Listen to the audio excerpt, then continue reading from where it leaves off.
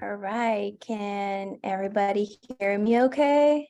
Give me a thumbs up with the emoji so that I know. Great. Okay, so good evening, everyone. Thank you so much for joining us today for our National Day of Racial Healing event. My name is Lydia Vargas, and I am a graduate student intern with Trauma Inform LA. TILA is an all-volunteers grassroots organization founded in 2014. TILA's mission is to foster resilient communities that promote healing and well-being through collaboration, education, and community engagement. We started out as 10 social justice activists on a rainy day in LA in November of 2014, and now there are over 3,000 folks who have participated. Please follow our podcast, Our Stories Matter. This is a podcast celebrating the complex lived experiences of activists and healers through storytelling. Our Stories Matter centers on healing through activism, film, art, music, breath, or movement. Each guest brings a unique story, but one with the global theme of healing and liberation through storytelling.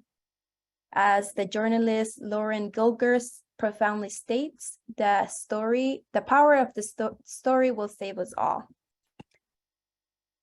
Additionally, as we get started, we would like to take a moment to acknowledge the original stewards of the land where our event takes place today. TILA acknowledges the Gabrielino Tonga people as the traditional land caretakers of the Tobangar, which today is the Los Angeles Basins and Channel Islands. We are committed to uplifting the names of these lands and community members from these nations who reside alongside us. We also want to acknowledge the suffering and forced unpaid labor of enslaved Africans and African Americans, which enabled the start of this country. If you feel led, please put the name of the ancestors you would like to acknowledge today in the chat. Okay, thank you. I would also like to take a moment to create a space of gratitude for our panelists. Thank you all for joining us this evening. Thank you for sharing this space with us. Please feel free to unmute yourself or share in the chat any gratitude thoughts that you may have. Additionally, I would like to take a moment to thank Strength Space Community Change, SBCC, and Visions, Inc. for sponsoring and supporting this event. And a final thank you to all those joining us via Facebook Live from around the world as we continue to battle unprecedented times before we start our program. We want to share a few keeping items with you. Since we are still live streaming this year, it also means that we are videotaping tonight's event. Please feel free to use the chat room to express acknowledgement of what will be said tonight. Some happy faces, some thumbs up, some snaps, etc. Please do keep the chat room non-violent. We will also be using the chat box for our Q&A sessions as well. It is now my pleasure to tell you a little bit more about our moderator for tonight. Dr. Ramona Mershon is the Executive Director of Trauma Inform LA and is a project director with the Office of Child Protection Services in LA County. She is an experienced trainer, coach, advocate, and leader. Her mission is to continually champion work in achieving equity for all BIPOC communities, advocate for social justice, and empower and foster healing. So now, if you can help me welcome Dr. Ramona Mershon. Thank you. Thank you so much, Lydia. So we have an amazing panel tonight. And panel, I would love for you to go ahead and turn your cameras on because I can't wait to get this conversation started. So starting our panel, but of course, again, everyone is equally as brilliant. And I'm really excited to be having this conversation and dialogue with them tonight. So first up, we have Dr. Selena Gray, who has 26 years teaching in public schools with a focus on social and emotional learning and social justice. Next up is Dr. Terrence Fitzgerald. Dr. Fitzgerald was a clinical professor at the University of Southern California and currently serves as an internal consultant with the National Council for Wellbeing Now. Next up, we have Chris Herrera, who is part of SBCC, and he's a licensed therapist and first-generation American, first-generation college student. Thank you for joining us tonight, Chris. Next up, we have Dr. Jim Turner, who is a clinical psychologist and a professor of equity and inclusion, as well as a consultant. So thank you so much for joining us, Dr. Turner. And later on, we're going to get the pleasure of having Miss Ebony Williams join us tonight for a healing practice at the end of our chat. And we have, she's a licensed marriage and family therapist in private practice and organizational wellness consultant. So I want to say welcome to all of our panel. I really appreciate you all being here tonight. Okay, so, let's just get into it. I want to thank the W.K. Kellogg Foundation for sponsoring this National Day of Racial Healing every single year. I think it's needed for us to have these courageous conversations and create space for BIPOC communities to just have real talk. So tell me, panel, what does racial healing mean to you?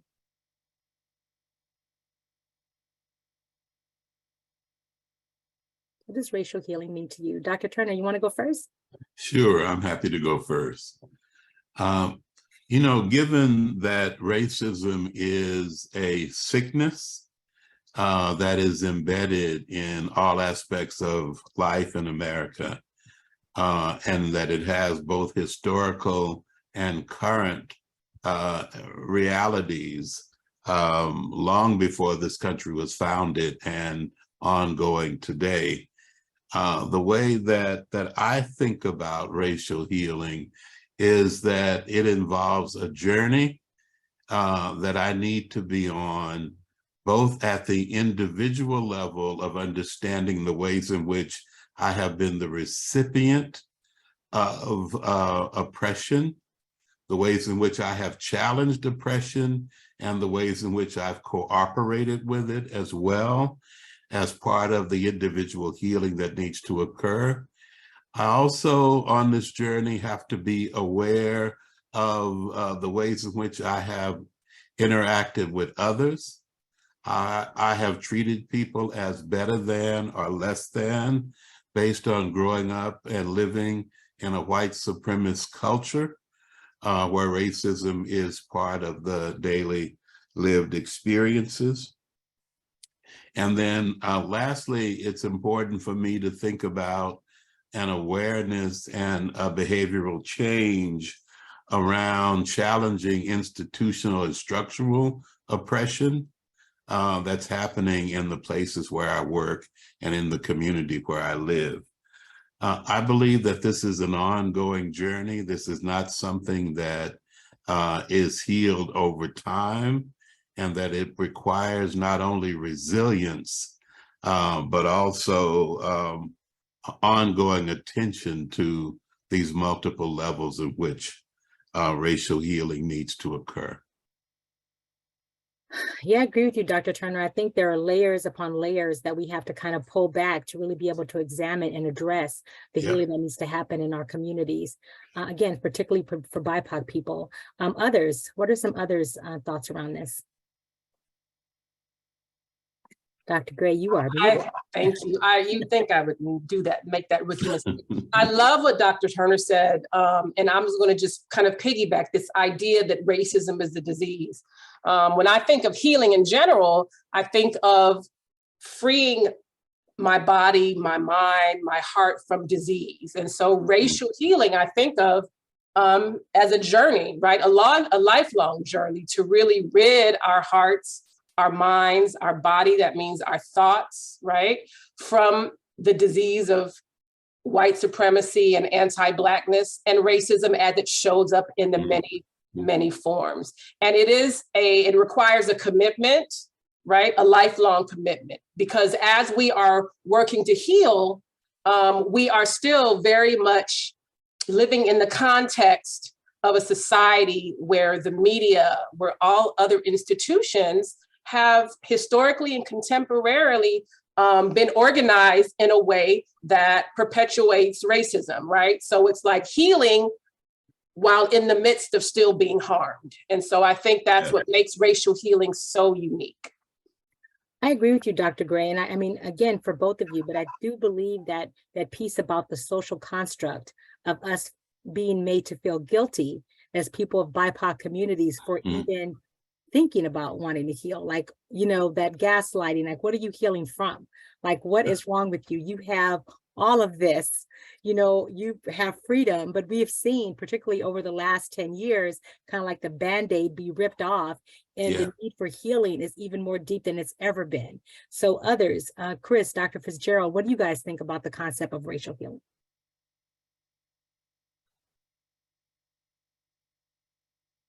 Well, for me, you know, I agree with everyone that has spoken so far so eloquently about it.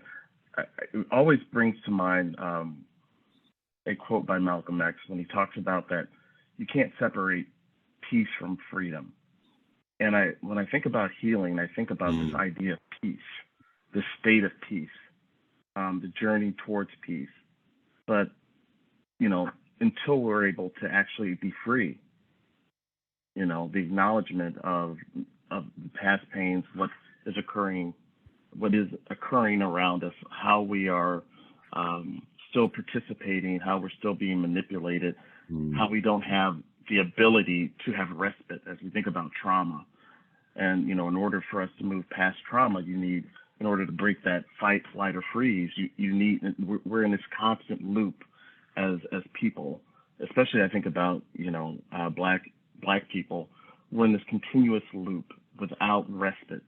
And we're also, you know, respite comes, I think, when people begin to also acknowledge the pain, when there is true empathy placed upon the conversation, when it is no longer decorative to have these conversations, when we have true investment on all parts. You know, when I think about the system, and in many ways we as people of color have played our own parts, and also how that sickness is.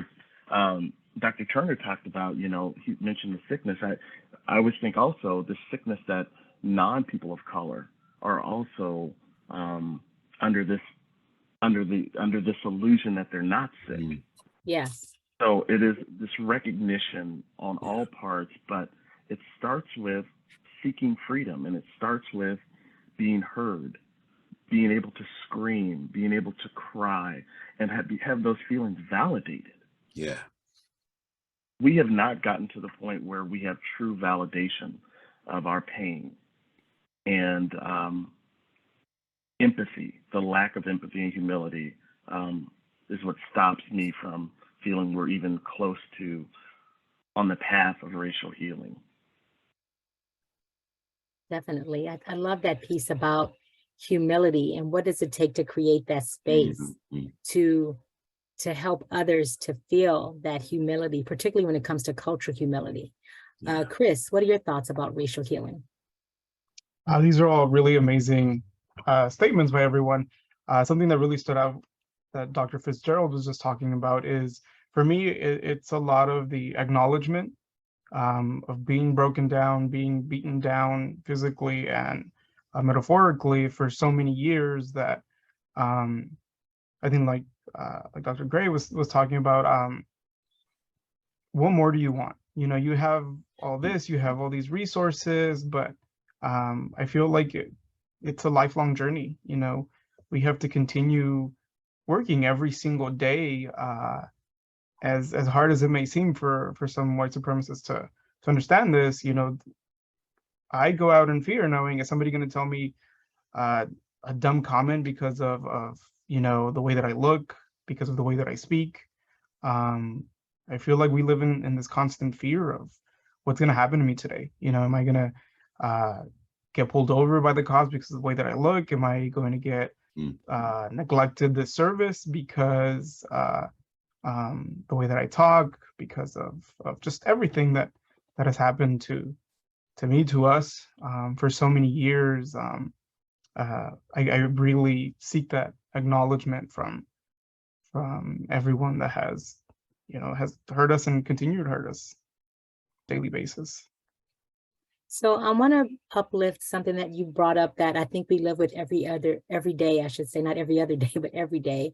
And that concept of fear. So we've done surveys in the past, and one of the prompts is, as someone who is BIPOC, I feel unsafe and unheard in conversations with white people, right? So how often do we as BIPOC individuals have to think about our racial or ethnic identity? How does that play into our day-to-day, our professional lives, our personal lives, our interactions with others? How does that fit in? And how does that concept of fear help to shape our behavior and our actions? Did it again. I'll speak from the perspective of all of my adult years have been spent in schools and classrooms as a student and as a teacher. And not to anyone's surprise, I'm going to guess, I think about it all day, every day. It informs my practice, right? Part of why I got into education was because I do believe that education is the potential for to be a space of liberation and empowerment.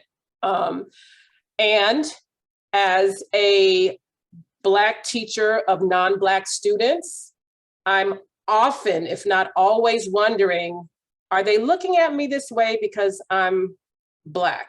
Do they talk to the teachers who aren't Black this way?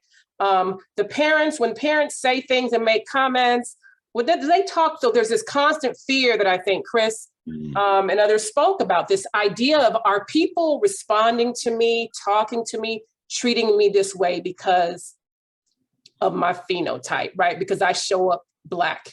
And sometimes I'll ask the kids, I'll say, are y'all talking to me this way because I'm your only Black teacher or your first Black teacher?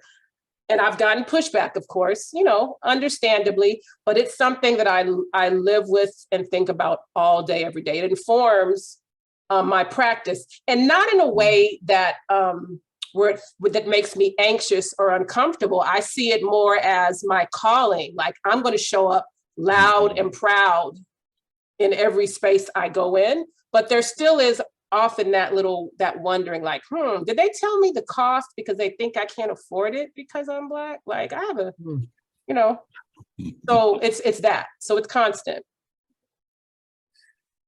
You know, Go ahead, Dr. Turner, go ahead. I wanted to follow Dr. Gray because, and I think there's a gender piece to this as well. I mean, I grew up Black, male in America. And part of the armor that I had to develop was to not show scare.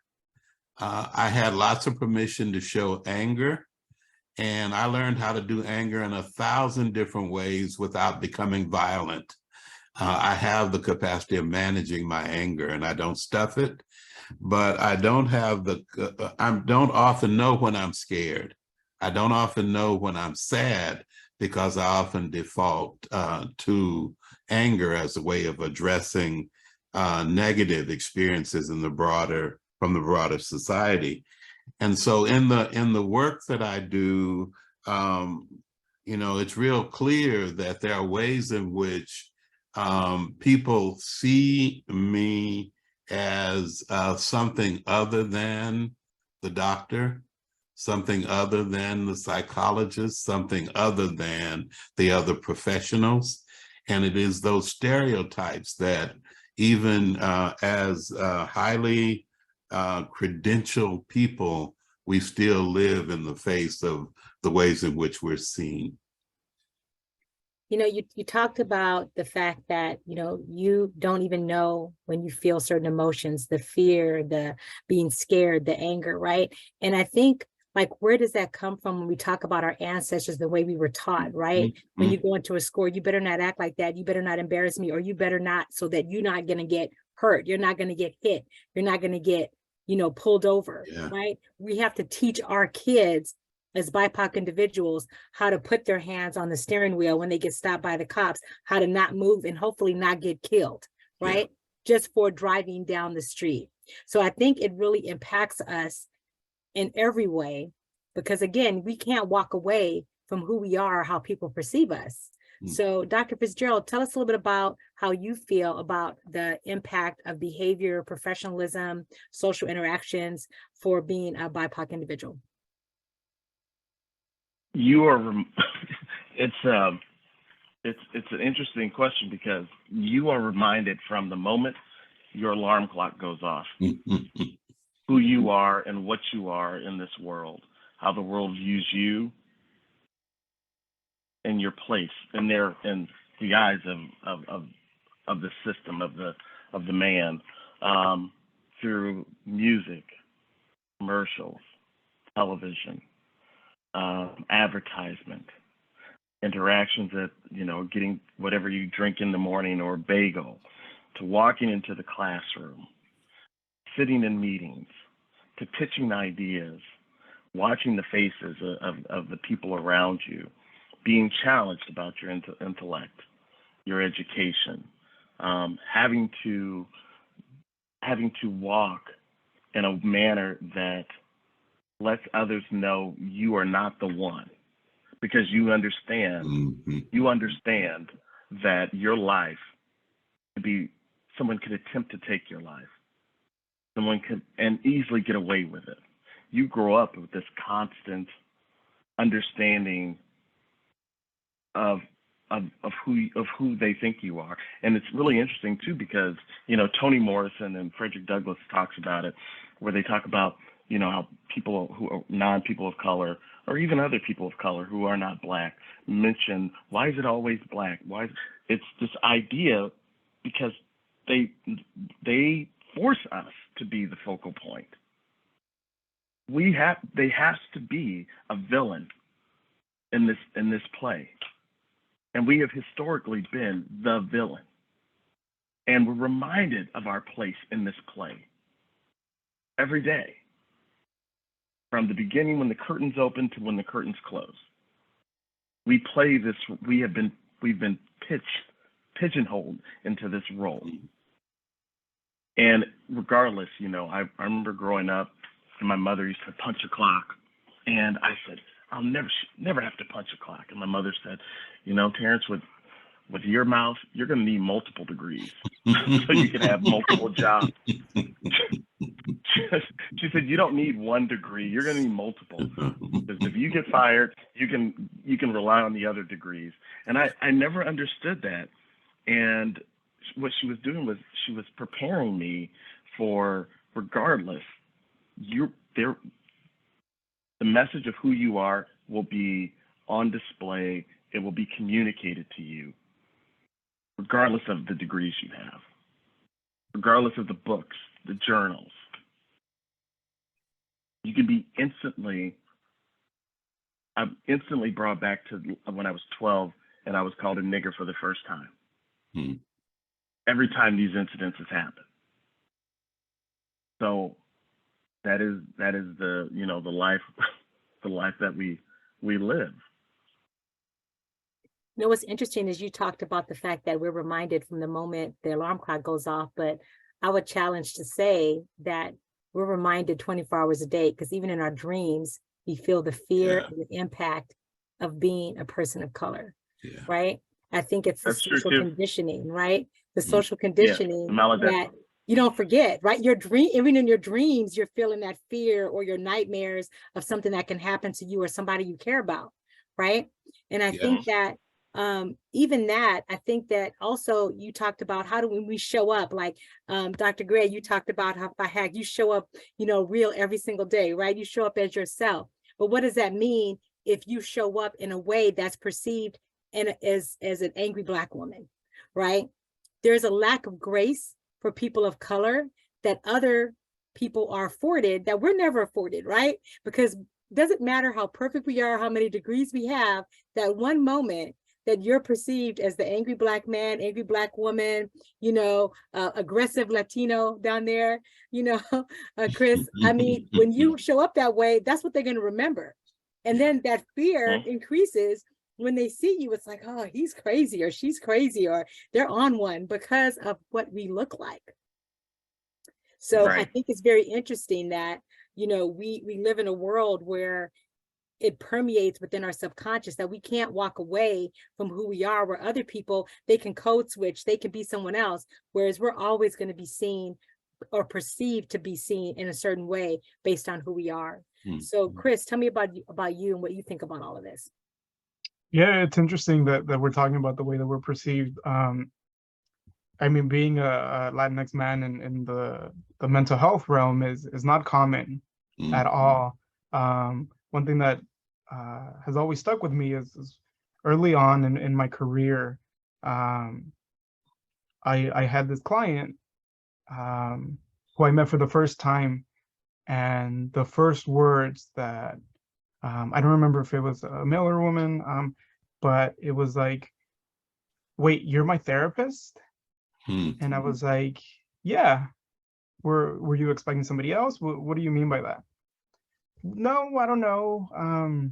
Usually therapists are the old white guys with glasses. Wow. And I was like, I'm sorry, I'm not the old white guy with glasses. I'm the 20-something-year-old Latinx man with tattoos.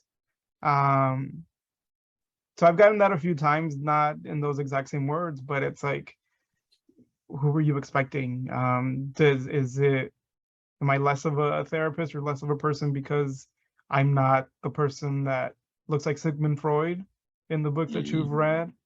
Also, you know, in the tattoos as well. I have tattoos. There's times where it's the summer, it gets hot, so I roll up my sleeves or I wear a short sleeve. And I've had parents in the past where, you're my child's therapist? That's how you came dressed to session? Yeah, that, you know, the way that I look is not going to make me any less educated and or any less capable of helping you and your family. And I've had families that have been like, no, you know, I don't like the way he looks, so I want to request another therapist. Like Dr. Fitzgerald was saying, I know the tattoos were a choice, but because the tattoos are on a Latinx man, it's like, am I going to get profiled for something? Am I going to tell me that you know, you're not good enough, or I want somebody who looks exactly like this person in our textbooks? So it's certainly difficult. It's hard to at first it was hard to walk into the therapy rooms, to walk into agencies and you know, these professional conferences looking like a brown Latinx man with tattoos. You had people looking left and right, and is this guy supposed to be here? That's the sense that I got. Is he supposed to be here? Is this guy, like we've talked about, educated enough? You know, regardless of any degrees, certifications, licenses that I have, people are always going to perceive me as, is this person in the right room? Is this person supposed to belong here because of the way that I look, and I mean, maybe the way that I dress. How do you think, when we talk about the way people perceive us and the way we look, the way we talk, the tattoos we have, how do you think that impacts our ability to, one, heal, and two, to be able to have these real or courageous conversations with others who aren't part of BIPOC communities? So I feel like it kind of, you know, permeates within our being, and it impacts our healing journey in some ways, where we have to consciously address the harm that is done that is done to us, even by a look, right? So tell me a little bit about that.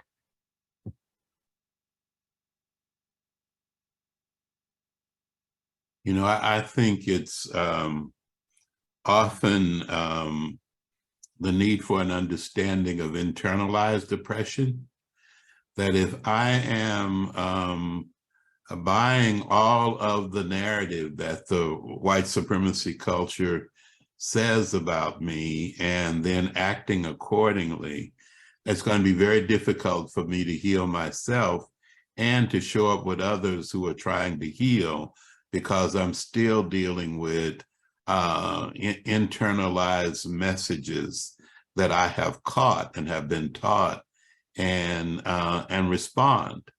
You know, the one of the messages that I caught growing up, and I think many of you have caught it, is that we have to be twice as good in order to be successful. That's right.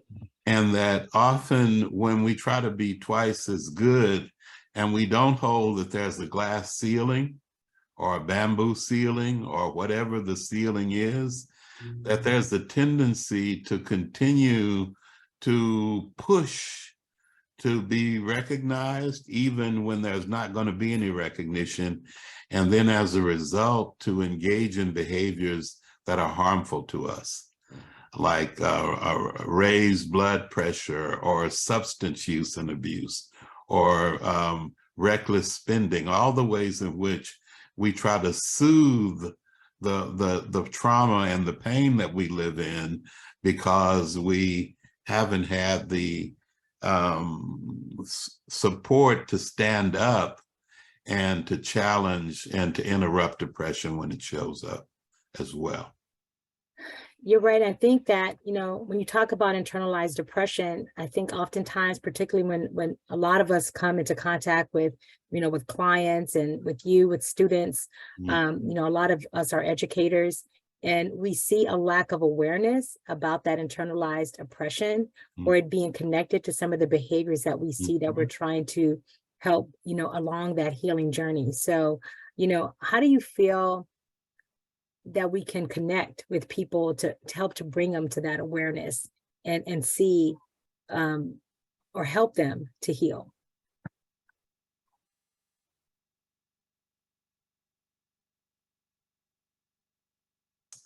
I'll and I'm answering because today I teach middle school currently, teach science. And just today, we're looking at the Castle competency on social awareness for the month. And so we're just talking about what social awareness means, being able to empathize and understand perspectives of people who are different than you. So we've talked about what different means, and we've been working really with stereotypes. And I'm having, you know, these little 12 and 13-year-olds really discuss what stereotype means, talk about stereotypes of different groups, you know, really go pretty deep. It was quite impressive. And I do that because part of my role, I feel my obligation as a teacher is to I'm not just teaching content, I'm teaching students, right? I'm facilitating spaces and experiences that are meant to be healing, because that's what I think, for me, education is all about. I'm able to do this effectively without being burnt out. I go to work an hour plus early every day, very excited and happy to be there. But it's because I'm able to do this because I spent a long time doing my personal work. I feel that in education, I can only speak on education, there's this expectation that teachers are going to do all of these amazing things, right? Like help students on their racial healing journey, help them to be compassionate and loving and kind and social justice warriors, without taking into consideration that us adults were once kids who were raised in this very same system, under these very same structures that are oppressive, carrying the pain that comes in our bodies and being racialized under and anti-Blackness, without getting the intervention, support, and the healing therapies we need to be able to kind of create that space for the young people. And so I guess my answer is the way that I'm able to do it, and I do it really effectively, and I do it very comfortably and with joy. And I can be a container, hold a container for our students, because I continue to do my work. And I think it starts with us. I believe it is impossible. I don't care how good our intentions are, how much we love kids and want to make the world a better place. If you haven't sat and excavated and done your personal work, you are not going to be able to do this work with or for anyone else. It's kind of my and also, I think that we don't realize how easily triggered we can be by other people's actions and words, looks, right? And then we have to always check ourselves again as people of BIPOC communities before we react, because we're always worried about that perception. It's almost like people tell you take the 10-second pause before you respond so you don't get angry. I feel like we're constantly having to take those seconds to pause before we respond to things. Others, how do we address some of these things? I want to say I am totally with Dr. Gray. You think about that personal journey, that work we have to do, and the work that I, as a race scholar writing about this, being engulfed in it, really pulling back history. I learned that I got burned out really easy in the beginning. I was, this 29-year-old with this degree, and I was knee deep in it, but I found myself getting burned out, not only with doing that work, but also I was working in the schools.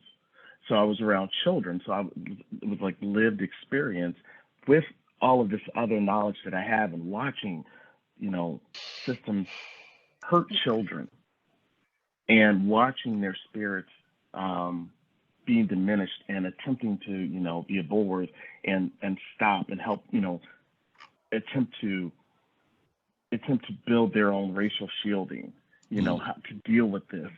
It was hard, and I did, until I came to a point where I would say it was like liberation for me, where I decided I needed to do that work, and doing that work. And you remember, as Dr. Ray mentioned, it's continuous. But then I also remembered, I also have to rely on those I trust as well. We can't do this alone. So to have others who've gone through this, and who aren't related to you, but friends who could call you on it, right? And also the question, did this really happen? Did I interpret this? And it eats at you all day, the way they said boy, and it just eats at you. And you have to have these individuals in your life to bounce ideas off of, to receive that hug, that you're not alone. Yeah. So personal work, but also knowing there are people like you all out here, right? We may not have friendships or interactions, but to know you exist, to know you are in this work, to know you feel my pain, that alone is worth its weight in gold. Wow.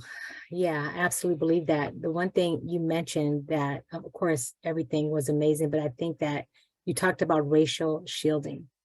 And I know that all of us have likely encountered situations where our racial or ethnic identity contributes to problems or uncomfortable situations. So how do we, again, ensure that we pull on our racial shield instead of reacting? So I know that's kind of a similar question, but I'm just curious, because again, I think, how do you prevent the trigger and remember the shield to protect ourselves? Again, acknowledgement. And Chris, we haven't heard from you in a while. So what do you think about this racial shielding, as your superhero ability? Yeah, I think it takes a lot of work. Like Dr. Gray said, it's not easy. I mean, words probably hurt so much more than physical pain. People can really put us down. I think going back to the original question, I remember growing up, I never had any of these conversations, open dialogues about race. It took me so long of my own internal work to come to admit that my parents were very racist. They were very anti-Black, anti-Central Americans. And, I had one of my neighbors, he Ellis, I love this guy to death. He was my best friend growing up, but he was never allowed inside my home. And it was like, Mom, can you come over? I've gone to his house. We played Nintendo 64 over there. His mom's great. No, this guy's going to do this or he's going to do that. And it's like, no, he's great. Nothing's going to happen. No. From the stairs. And that's the only place where I want him. It took so long. I mean, I never found out the reasons or anything, but I can only, hypothesize what was going on in their heads. But I don't remember ever having these conversations with anyone about race, about gender, ethnicity, anything like that. And like Dr. Gray said, it's taking all of us and all the allies that we have to really educate the youth to try and eliminate this racism. For us to continue healing for them to develop that shield. Hopefully their shield doesn't have to be as strong as ours right now. To me, that's the goal. You brought up an interesting point, and I'm gonna kind of ask you guys to comment on this, but the whole idea of somewhat created caste systems and colorism within the BIPOC communities, because I know I experienced it as a light-complected African-American woman growing up and not being accepted by the Black community or any other community in some cases because of how I look, right? So, and again, I think what you said, I've had family members who, oh, this is my friend, but don't bring your friend home as your boyfriend, right?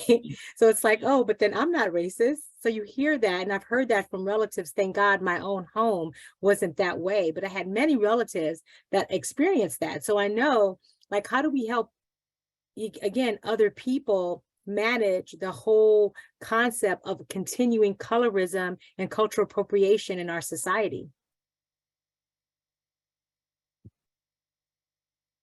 I think we just have to stop being silent.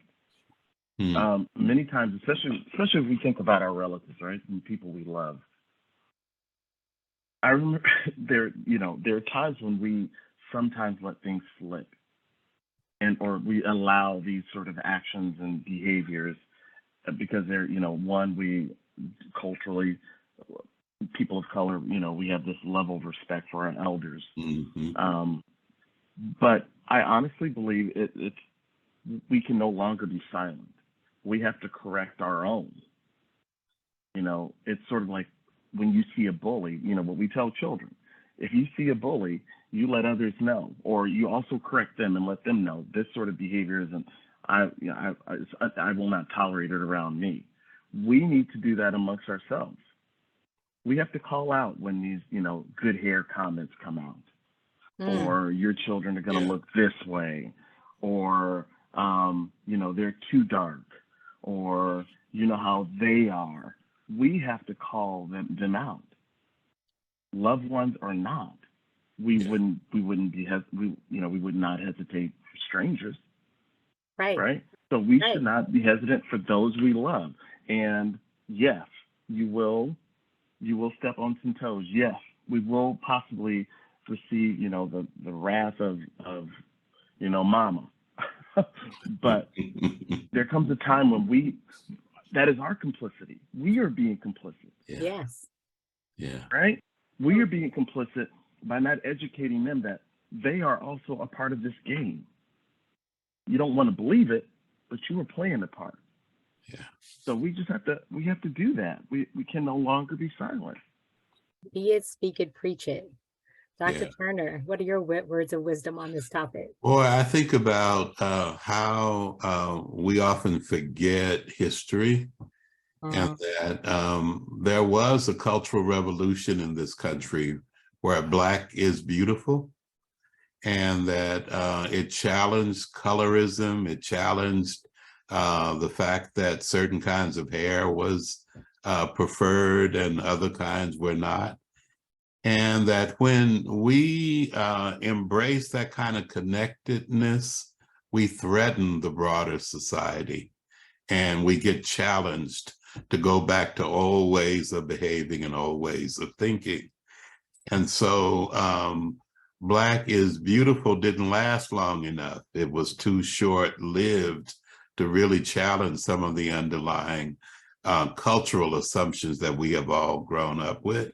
And I do think that it is an act of liberation to say to the minister that you cannot talk about LGBTQ people in the ways that you do, or to other family members that it's not okay to point out who has good hair and who has bad hair. All of those cultural messages that we caught that we don't challenge is not part of the transformational journey that I think if we want racial healing to occur.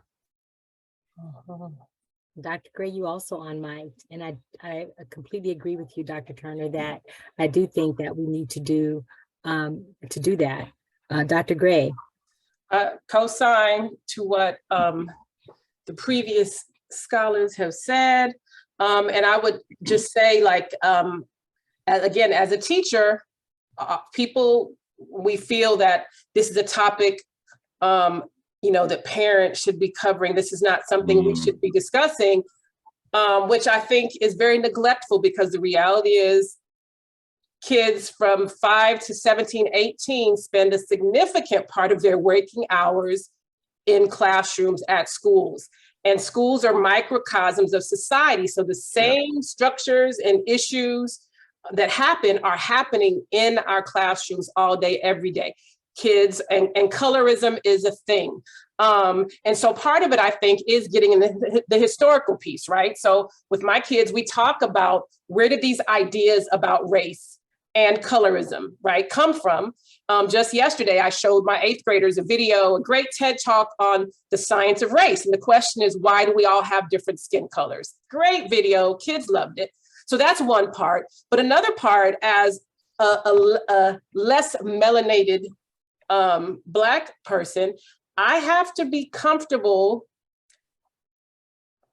acknowledging the privilege that has been afforded me, even if I grew up poor and in the projects and ate government cheese, and poverty, right? And race, while there is intersection, colorism trumps that. And so I know when I was younger, I'd be like, but I'm poor, as if that somehow made it for the fact that I wasn't as chocolate as my cousins and friends, right? That's but right. The reality is, it was very uncomfortable. And it took, again, that work. Reading The Bluest Eye kind of disrupted everything for me when I was 15, where I had to sit and really think about my privilege because of the shade of my skin. And it means sitting and having to learn to be comfortable in the same way that I have asked white folks to just sit and don't gaslight me and just, this is the reality, you have to hear it.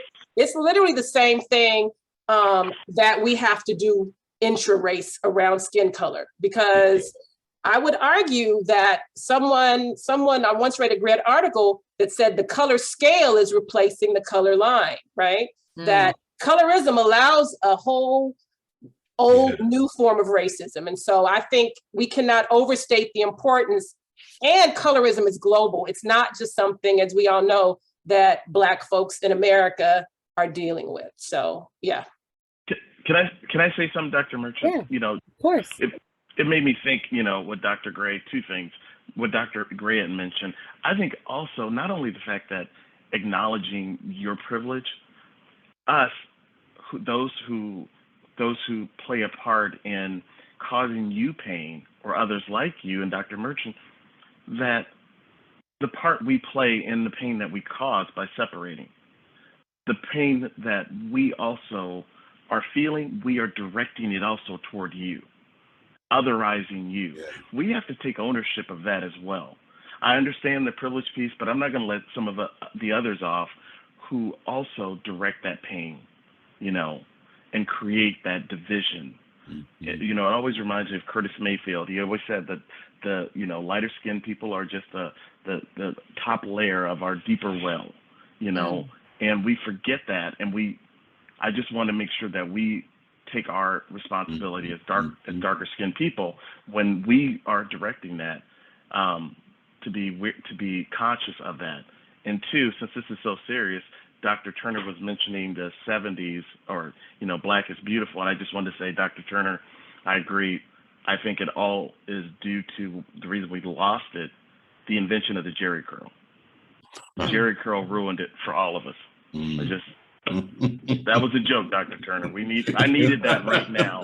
Come on, y'all know that's my favorite movie, Coming to America. No, everybody looked at me like I was, I'm done. Everyone looked at me like I was done. I'm done.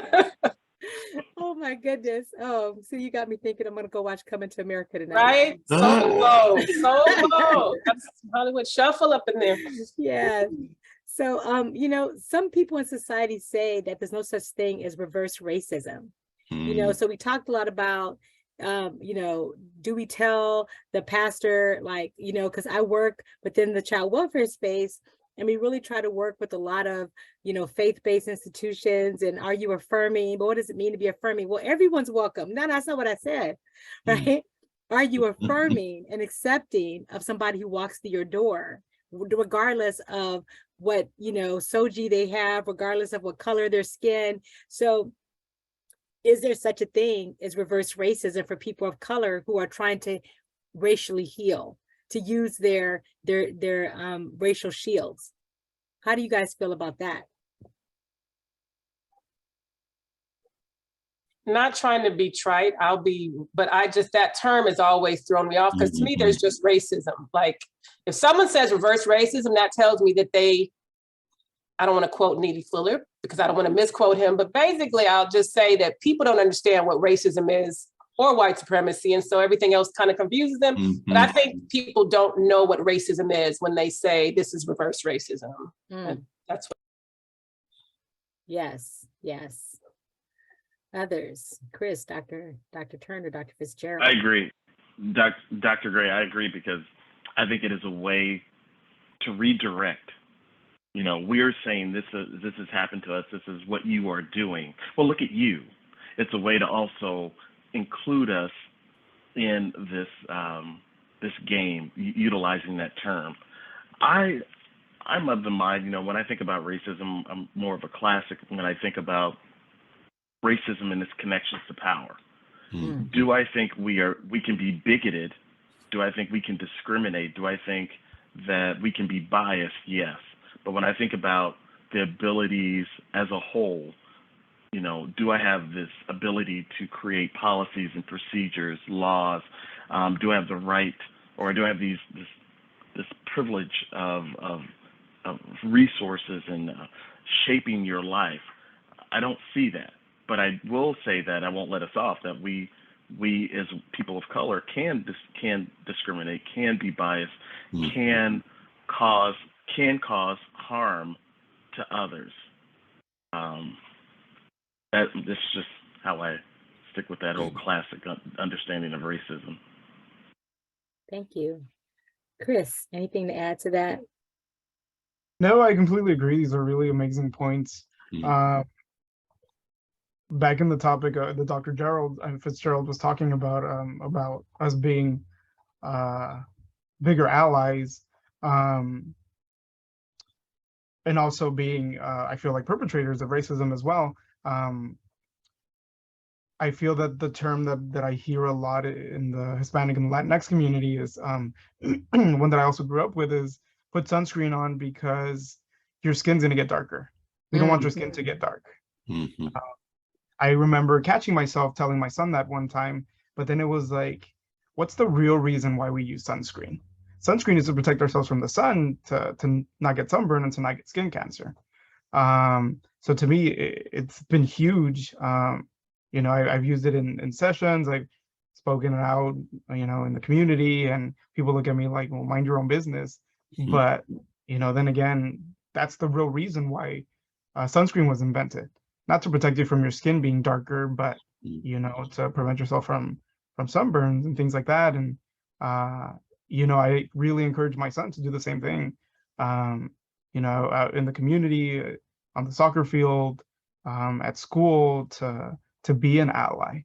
There's things that my parents told him about races, and you shouldn't do that with these people. And I remember him saying, well, grandma told me this about that person, so I don't want to play with them.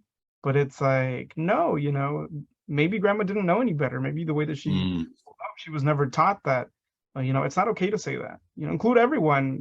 Sometimes, this person's gonna look like this, that person's gonna look like that, but you never know how kind they may be. You never know how fun they may be. So really invite them to play with you, to hang out with them. I think that's a big part of my vision as a parent, and also spreading that message to everyone that I come in contact with, not just my clients, not just my coworkers, but everyone that I meet. Yeah, I think all we can do is plant seeds. Be able to, hopefully that they'll grow. People say, oh, you can't change people, particularly older people. But I think that everyone has the capacity to change and be accepting and choose love, right? So on the other end of the spectrum, what's the issue with being colorblind and people saying, I don't see race. There is no racism because I love everybody. How does that affect racial healing?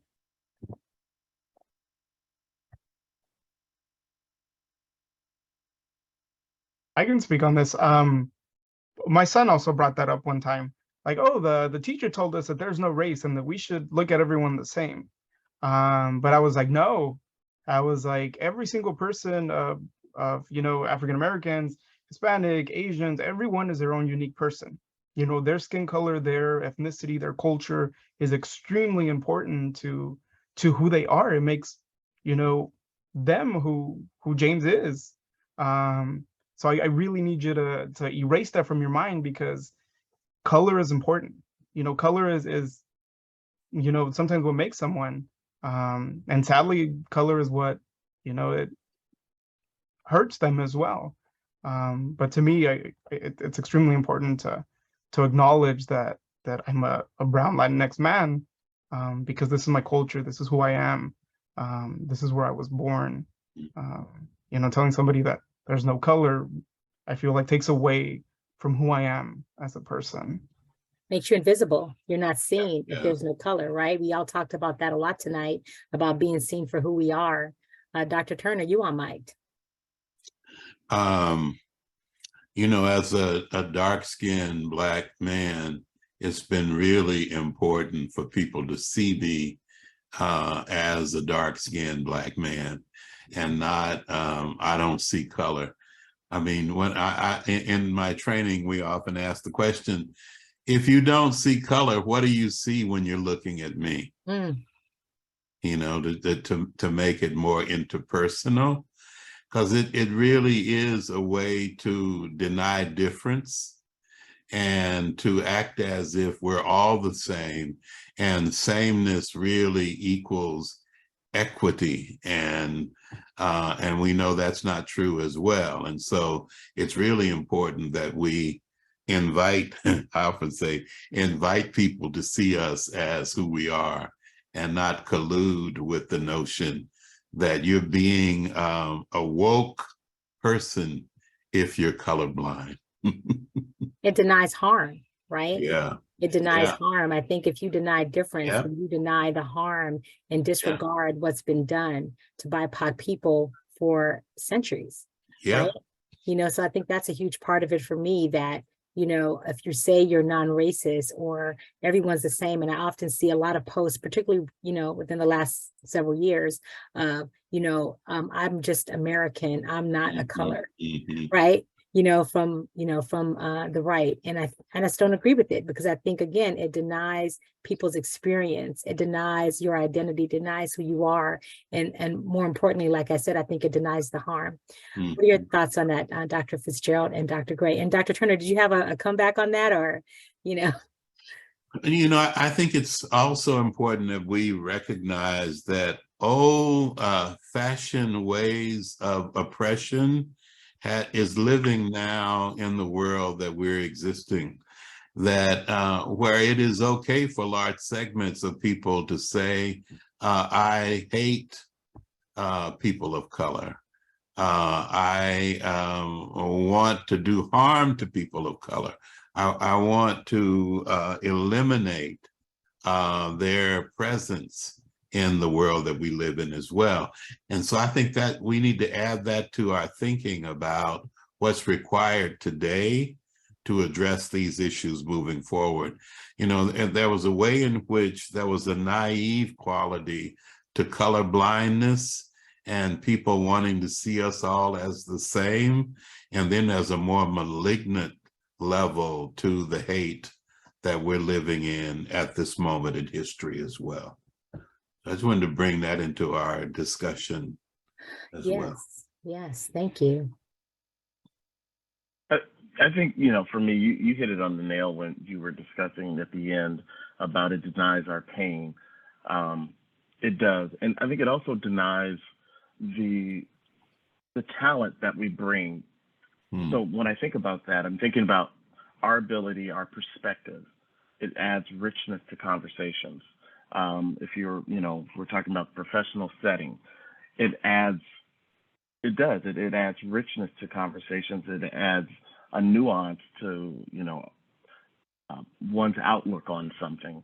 So to deny me is also to take away that specialness that I have, that outsider's perspective of seeing the world through this other lens, this under, current of emotions and feelings, and it just denies you, it denies your soul, what makes me me.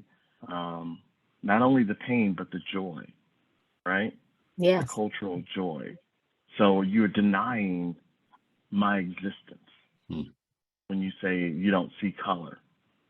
You're making me even more invisible than society has attempted to do. Yeah. It chips away at us, right? It chips away at us. It chips away at our soul. And again, maybe there's a lack of awareness that that's even chipping away because people are dismissing you, dismissing your identity, dismissing your experience, dismissing our worth. Dr. Gray. I mean, I just want to say amen, amen, amen, amen. Absolutely. I think our identity, and again, I work with middle schoolers, and identity, that's an age in life where folks are really wrestling to figure out who they are, who am I? And part of who we are is not only who we think we are, but also who we think people think we are, right? And we have to navigate these identity contingencies, who I think I am, but who this person says I am, and who the world says I am. And I just see colorblindness, and I see it a lot in spiritual communities. And to me, it's a kind of spiritual bypassing. This God doesn't see color, so therefore I don't see color. The opposite of the liberation theology of James Cone, Dr. Cone, and even Dr. Cornel West. But I think it's a very aggressive way of silencing and shutting people down. And I see colorblindness as a type of violence. Yes. And that's what you all described. When you silence someone, when you make them invisible, when you basically tell them that this body they're in is invisible, I see that as a type of violence. And so colorblindness, when I hear it, I literally cringe. And I think that's just up there with colorism. It's something that it's never subtle. It's never something that can be overlooked because it is so insidious and so significant. And it's a sneak, slick way for people to still be racist without being racist. Right. You know what I mean? It's 100%. like, tell me you haven't done the work without telling me you haven't done the work. Right. I can acknowledge that there's 64 colors in the crayon box, but I can't acknowledge that there's different colors in the world when it comes to race. Right. How you figure, right? You can acknowledge an inanimate object, but you can't acknowledge me. So how do we begin to address these things within our systems? We know, like, particularly if I think about, incarcerated folks, when I think about kids who are experiencing abuse and neglect, when I think about LGBTQ communities and the systems that they have to navigate, how do we begin to acknowledge all of the things and all the harm that is associated with the ability to try to even racially heal within our systems? How do we begin to dismantle some of that to help people to heal?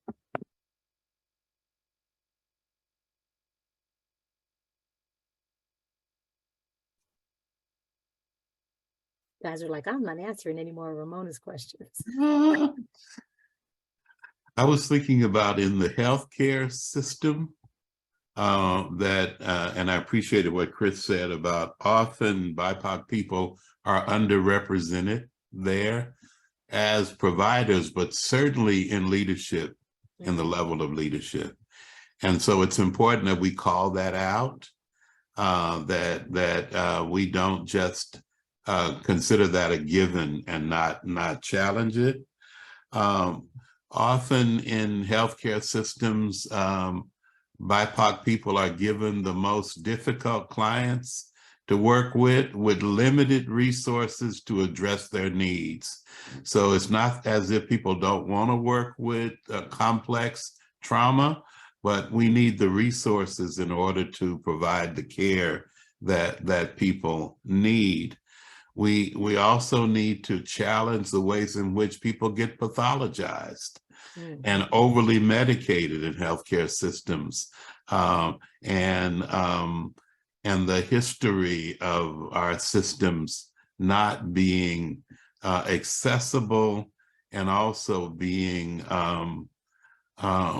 what's the word, destructive to people seeking care as well. And so I think we have to call all of that out in healthcare as one structure of institutional oppression as well. Yeah, I think institutional oppression and racism, particularly in healthcare, I mean, we know that BIPOC communities have more negative outcomes than other, Yep. Races, right? And it's continue across the spectrum, right? Yes. And we're also not heard or not listened to when we come into healthcare, because it's like we're expected as people of color to endure more pain, and we're dismissed when we talk about our pain, whether it be Black or brown or any person of color. When we go into healthcare, I think it's ignored. And that is also a part of our healing journey, because we're gaslighted to make us think that we're crazy. And then we end up having some critical health incident that impacts our ability to even live. Yeah, right? absolutely. So what other ways, Dr. Fitzgerald, you took off your mic. Yeah, I would say, I always like to go back to the institutions that so-called train individuals to go out and work with people. So I like to think about, let's say, because I come from both, the field of education and also social work. So being a part of both of those systems, going through, graduating, working with these individuals, and then also looking at current systems, universities and their curriculum, we need to challenge them as well.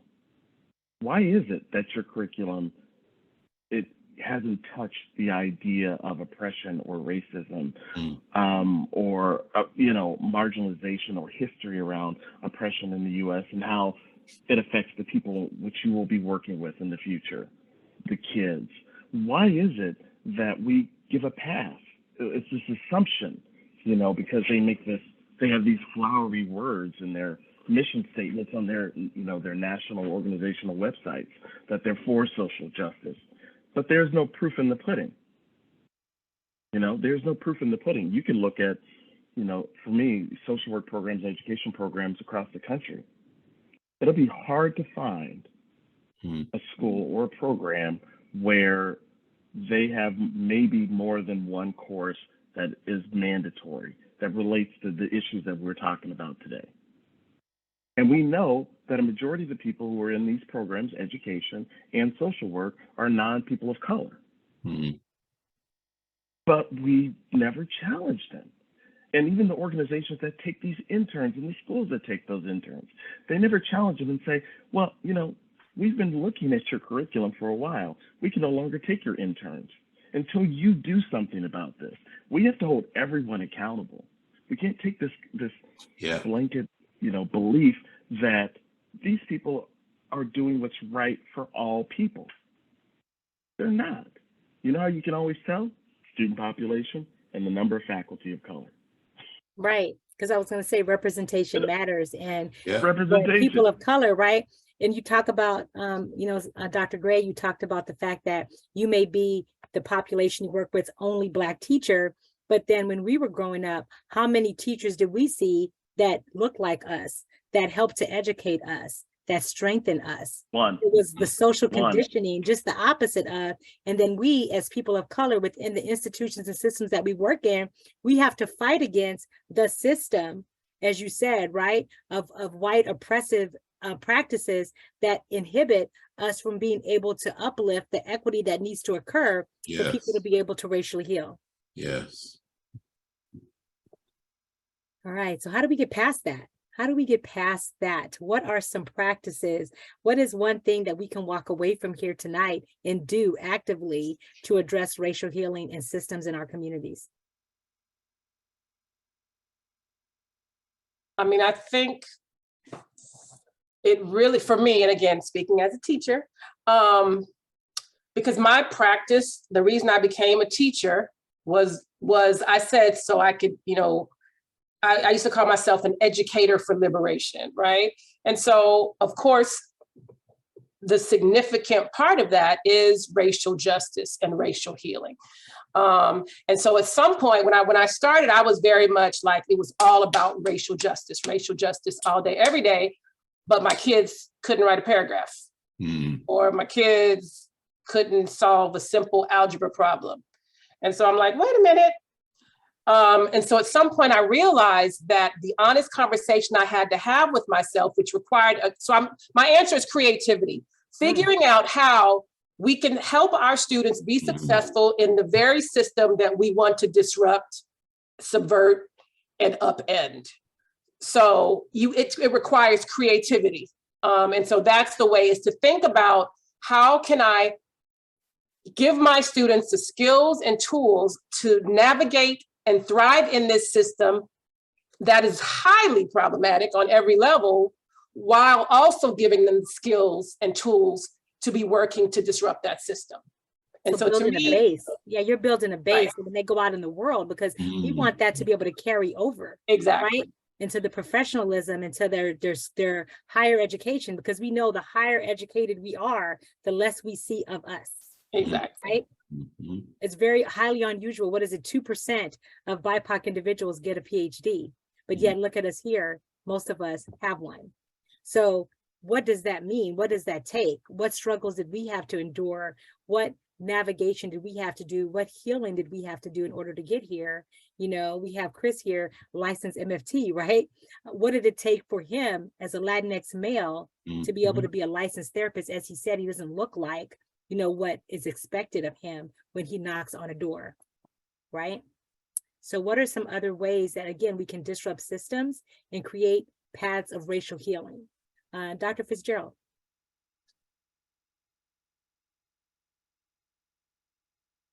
You know, I'm really, you may have stopped me.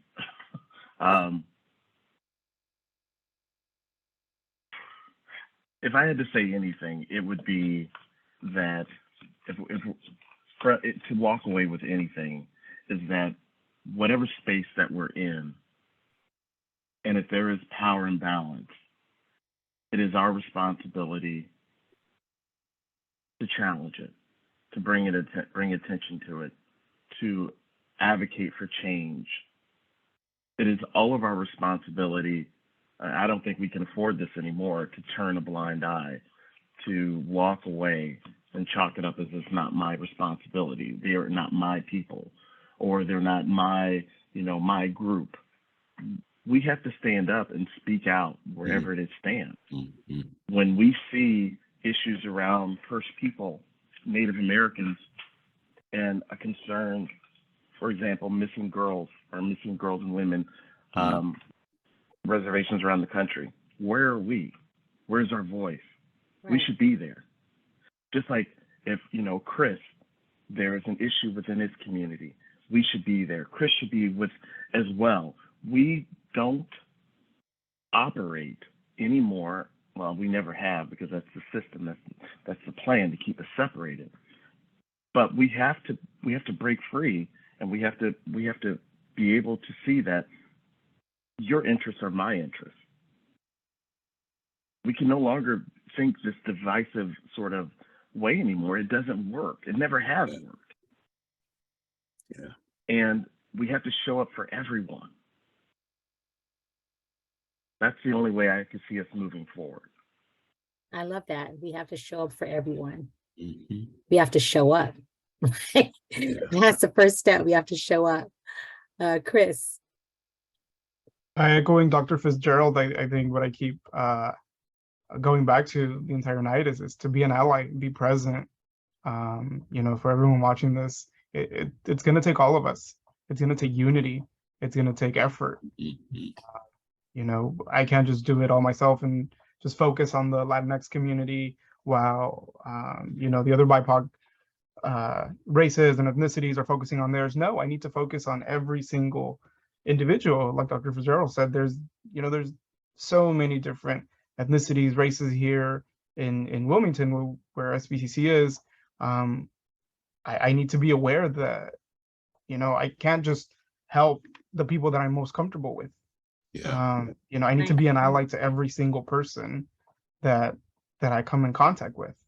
So I hope everyone can chime in into that self-awareness and step out of their comfort zone and speak up, challenge, like Dr. Fitzgerald said, challenge those institutions of power that, you know, that have inadvertently oppressed us for so long. Universities, you know, politics, politicians, even our own jobs, you know, it's I feel like we need to continue to move forward and every single one of us be allies. Yes, showing up and every single one of us be allies. So you talked about we have to get comfortable. Yes, comfortable with being uncomfortable, creating spaces for these courageous conversations, right? Building bridges to have them.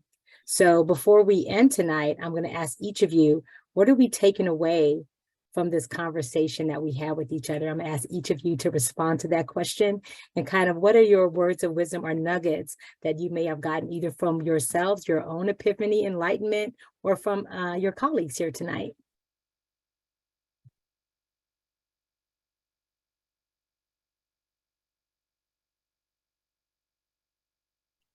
Dr. Gray? I mean, I'm so full right now. I have learned so much. So just, we gonna be all right. Like, we gonna be all right. I feel quite hopeful. Thank you. Dr. Turner? I was thinking about the word creativity, how to be creative in advocacy, in challenging structural oppression, and the work that we need to do individually to challenge our unhealed places as well.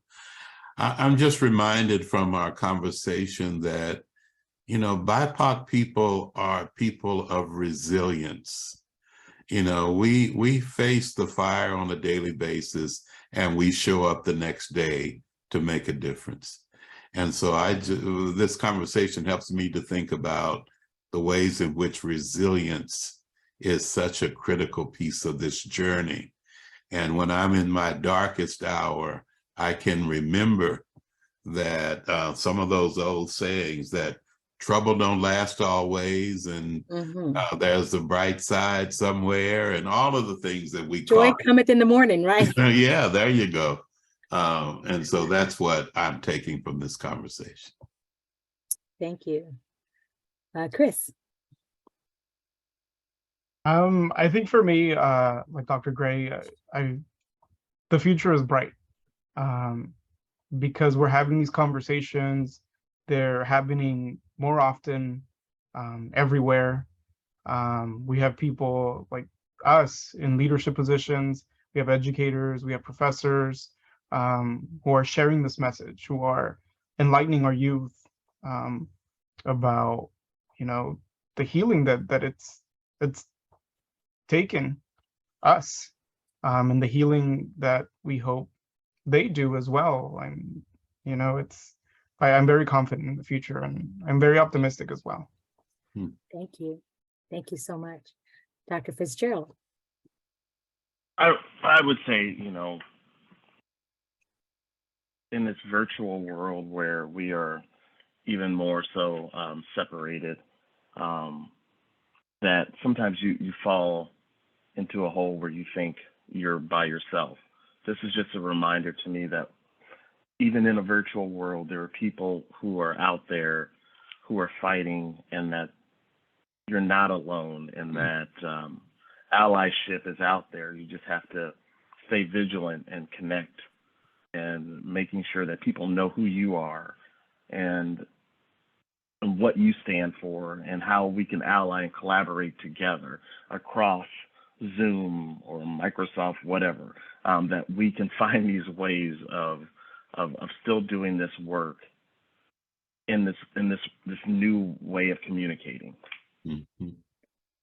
Absolutely. And then in our chat, somebody mentioned the importance of mentorship for BIPOC individuals. And I think that is so important, right? Because I think oftentimes, you know, people, and again, not us, but we get self-centered in our own healing experience, that we forget that each one teach one, that we have to be there for other people of color. Dr. Fitzgerald, you talked about standing hand in hand with our brothers, our brown brothers, our native brothers, right? How do we stand together and mentor each other so that we can fight this battle of racism together, and we can continue to heal together, because we all come from such spiritual ancestry, how do we take that and harness that and work together to help each other?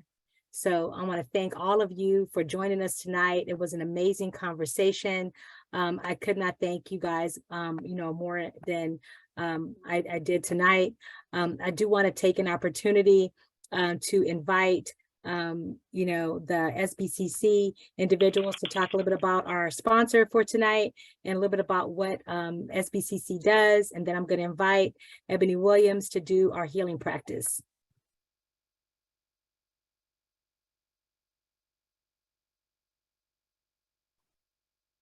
So, Mrs. Anna Monroe and Sharon Marino, please feel free to jump in whenever you're ready.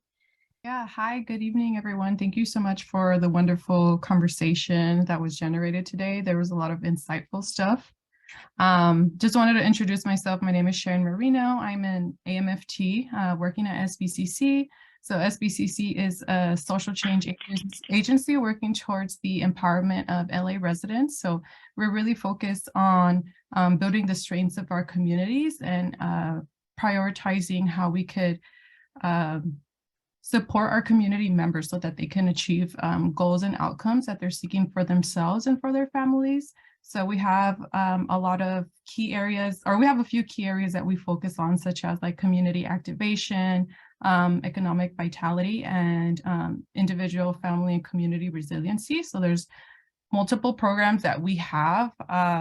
Like one, for example, is our community garden. It's a neighborhood-based cooperative where community members are able to come into the garden and rent a space and also learn more about farming. We have the Clean Wilmington Initiative, Streetcraft, which supports entrepreneurs who are launching their small businesses. We have the counseling department, which me and my colleague Anna work for, where we do individual, family, couples counseling, as well as parenting classes.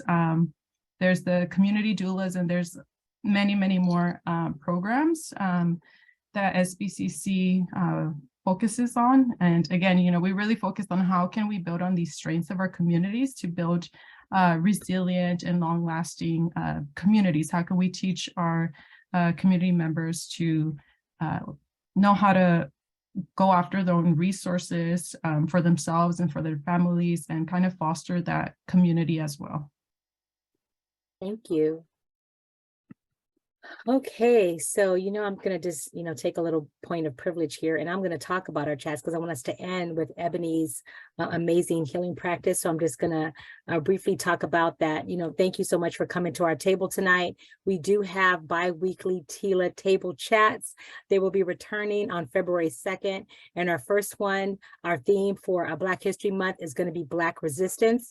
Our first chat is going to be moderated by Dr. Gray here, who's one of our panelists tonight. We're talking about resisting, making a stand against, to oppose, to stand back, right? And rest, recovering strength, refreshing oneself, an instance of a period of ceasing to engage in strenuous activity. So again, we want you guys to be able to join us. Our chats are going to be on Thursday evenings at 5:30 to 6:30. They are open, they are not recorded, and they're just a place for courageous conversations in the community for things that are important to you. And with that, I will turn it over to Ms. Williams, and she will do our healing practice, and then Lydia will take us out tonight. Thank you guys all for joining us. Hello all. Thank you for the gift of being able to listen to all of you all, to kind of have a peek into all the wisdom that you all were sharing.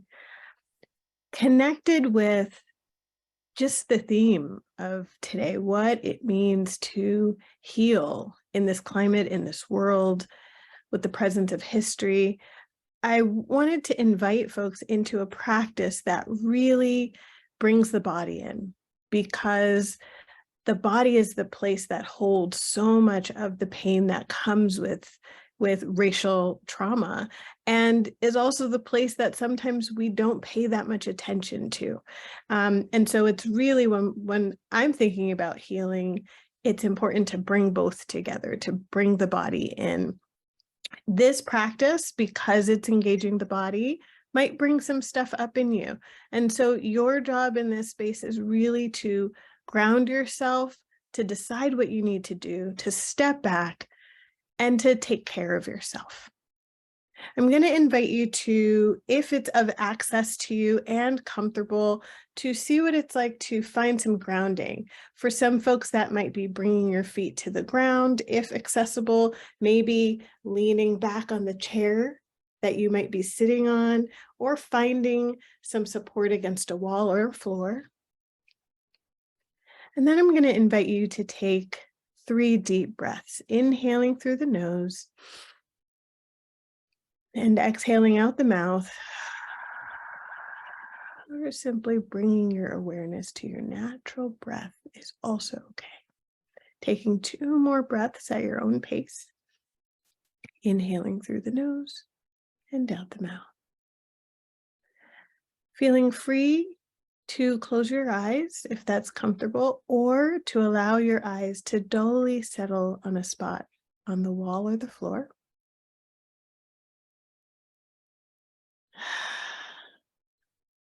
I want to invite you to recall a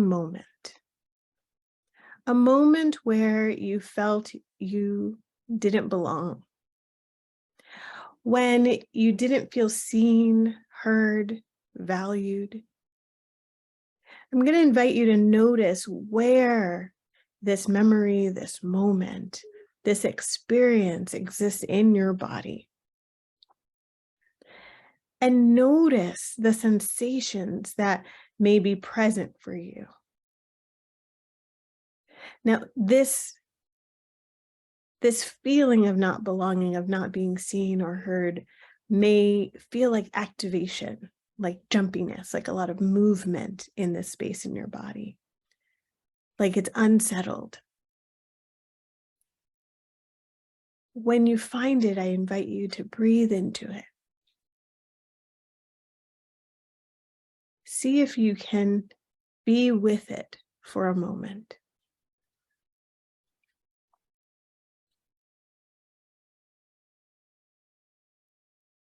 See if you can stay there just for a moment longer, making sure to breathe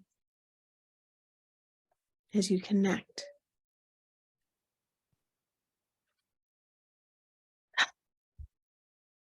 And then on your next breath, I invite you now to call up a moment when you felt you did belong. A moment when you felt seen, when you felt heard, when you felt valued and honored in all your glory, in all the wonder that is you. Maybe this belonging, this being seen, this being heard, this being honored came from a person. Maybe that person is still with us. Maybe they're not. Maybe it is the knowing of your ancestors. Maybe it is a place or even an object that triggers this sense of belonging.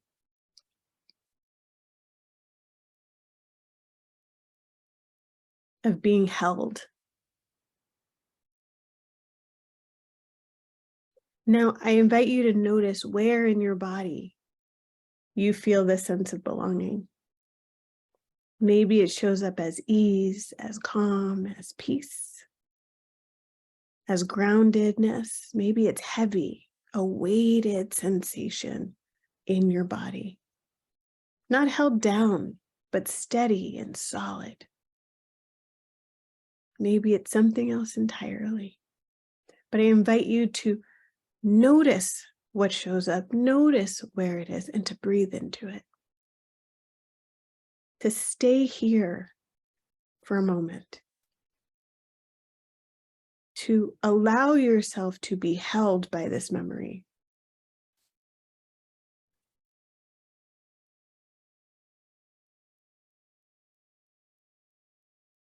And as you're held by this memory, as you find it in your body, as you feel the sensations of being held, as you breathe into it, I invite you to imagine this feeling, this sensation washes over you. Allow it to wash over your feet, to wash over your calves, your knees, your upper legs, your thighs, to be washed in this feeling. Allow your pelvis, your hips, your belly, your heart, allow them to be washed in this feeling. I invite you to allow this feeling to wash over your shoulders, allowing each shoulder to relax and find ease.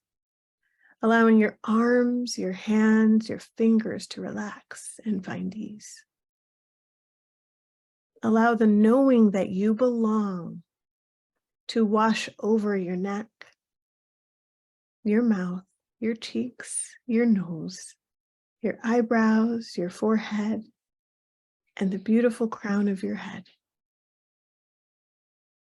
I invite you to breathe into this. Take a moment in silence to turn away from my voice and turn inward to your own.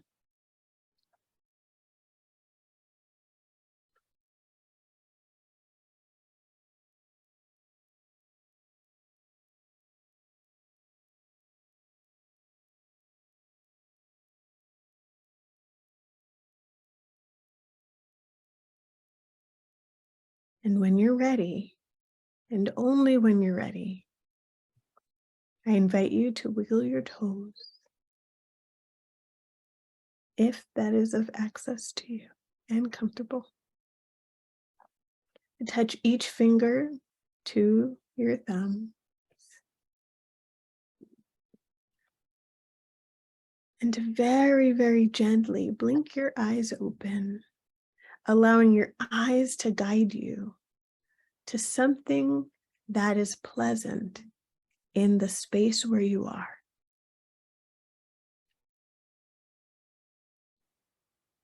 Allow yourself to breathe at your normal pace.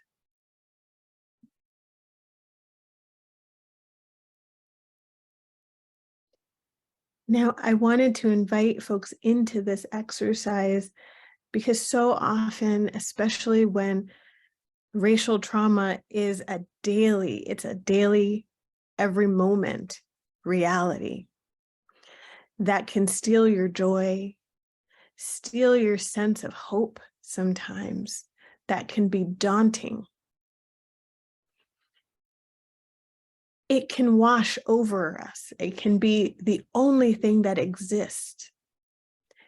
And this exercise, if nothing else, I hope is an offering of a practice that you might lean into to remind yourself that that feeling exists, yes.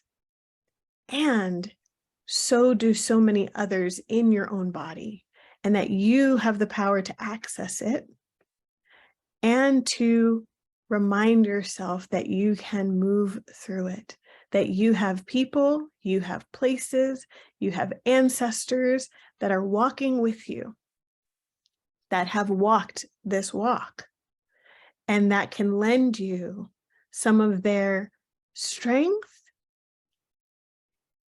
and the strength that lived in their bodies as well, that you too have the legacy of that.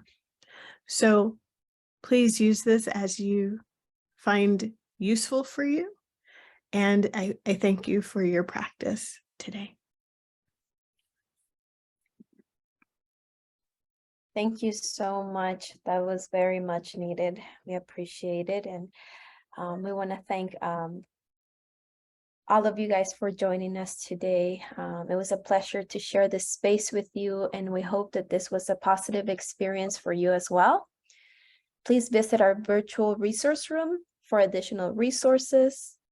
And we will also be sending a survey via email about your experience tonight. We will pretty much appreciate if you can fill those out.